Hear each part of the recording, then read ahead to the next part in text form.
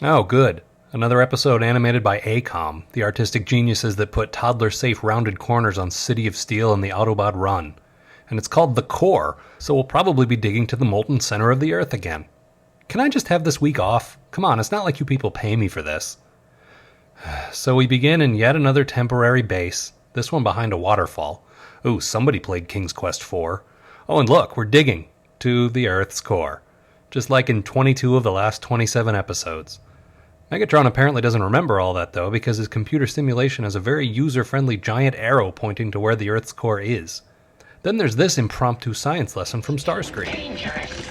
The Earth is a sphere like this boulder, and it too will shatter, eradicating everything, including us. Finally, this explains everything. Megatron is retarded. But then Starscream's not much better. Sure, right through that solid rock, I suppose. That's the general idea. What?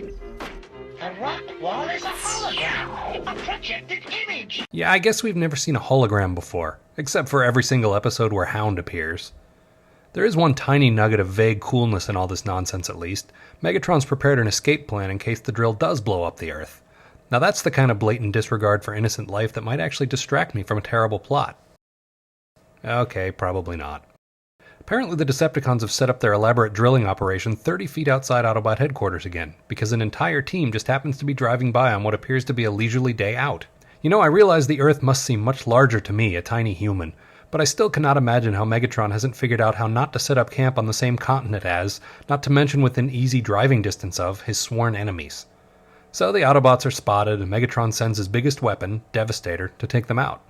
And the big guy doesn't fail to disappoint once again as he half-heartedly chucks a rock toward them and calls it a day.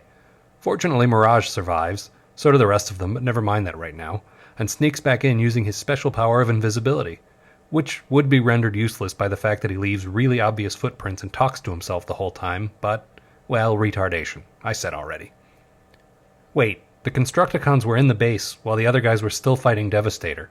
Not only does that negate my lazy Devastator joke, but this also doesn't exactly make, sense, in the conventional meaning of the word. Okay, well, he may not be as lazy as I said before, but he's awfully easy to take down. This time all it took was some colorful lights and a short length of rope. Really, for all the talk of Devastator being this hulking ultimate weapon, I've never once seen him live up to that.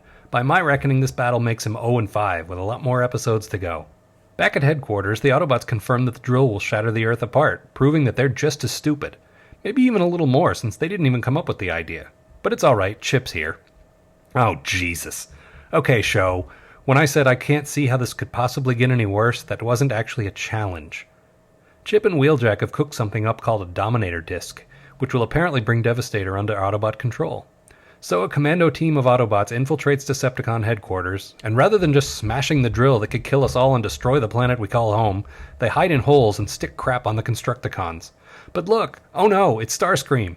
Is he going to shoot these dino something or other ducks in a beryllium barrel? Hey, that's what he says. Boy, the Autobots have had it this time. Wait, that means this is only the first commercial break. We're not even halfway done yet. Are you kidding me? Megatron tells Starscream to hold his fire, but then he decides to just attack the Autobots anyway. And apparently he knows all about the Dominator Disc plan, and he's not terribly concerned. I guess he knows something we don't, which would be a first.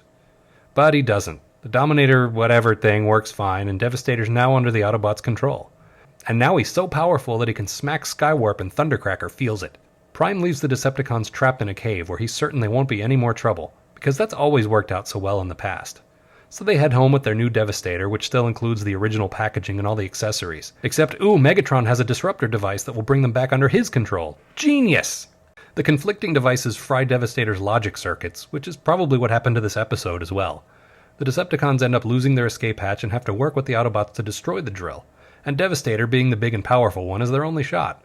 But rather than disabling the control devices, Wheeljack actually builds an additional layer of control on top of the two that are already there, because that makes perfect sense.